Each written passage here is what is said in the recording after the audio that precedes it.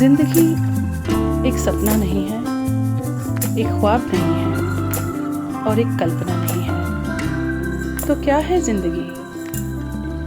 जिंदगी एक सच्चाई है, एक मूवमेंट है आगे बढ़ने के लिए।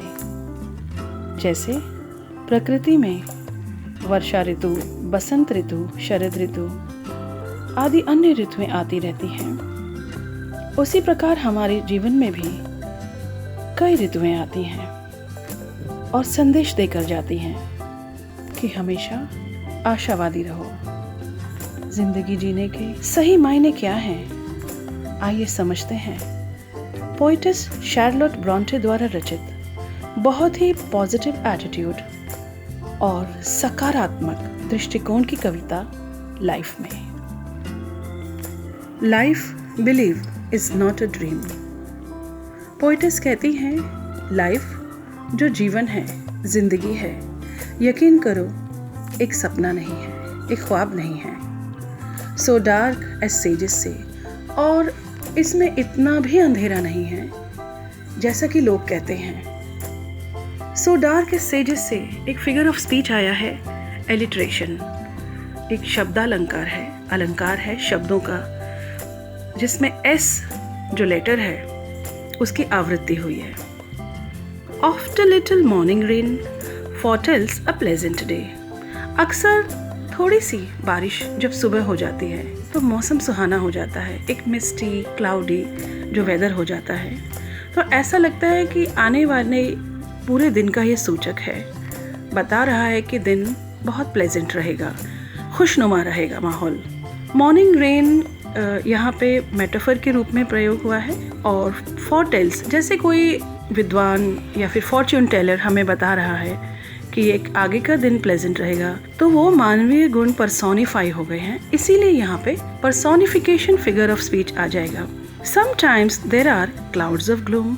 अब कभी कभी क्या होता है, जिंदगी में दुखों की घटाएं भी आती हैं। क्लाउड्स ऑफ ग्लूम मतलब दुखों के बादल भी आते हैं, but these are transient all. पर तो ये क्षणिक होते हैं, ये हमेशा नहीं रहते हैं। एक ऐसा मौसम भी आता है, if the shower will make the roses Bloom. Shower का जो मौसम है ये रेनी सीजन के बारे में है, और इसी से जो गुलाब है या फूल है पूरी प्रकृति में वो खिल जाते हैं बारिश के आने। शावर का जो मौसम है ये रेनी सीजन के बारे में है। लेमेंट मतलब दुख, ग्रीफ, तो क्यों दुखी होना, और इंट्रोगेशन भी है, ये एक सवाल भी है। O why lament its fall. अब हमें आगे क्या करना है? Rapidly merrily life's sunny hours flit bye.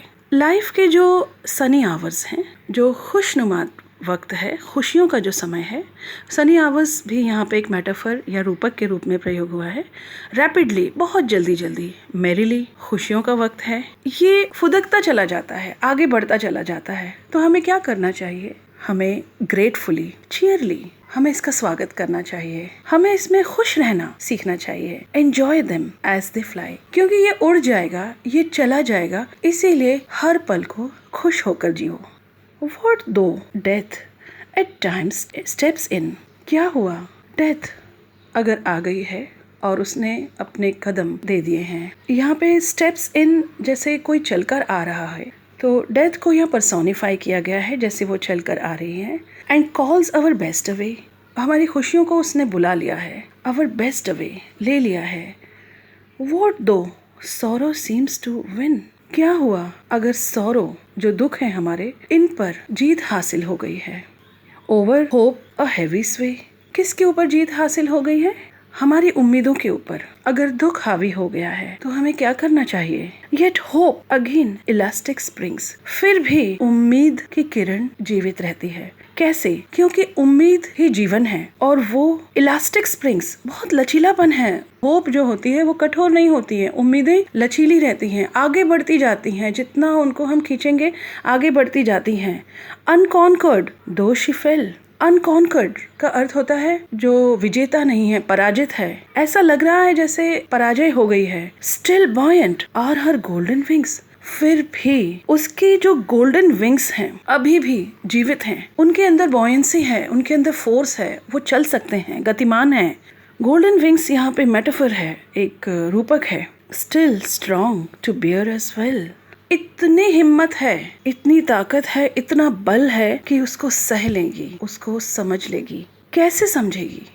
Manfully, fearlessly, बहुत ही बहादुरी से, बहुत ही निडरता पूर्वक। The day of trial bear, फैसले के दिन।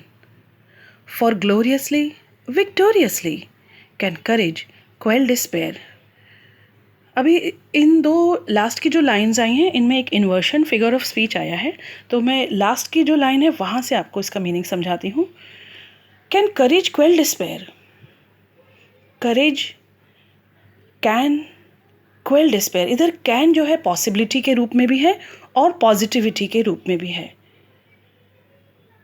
फॉर ग्लोरियसली, शानदार तरीके से।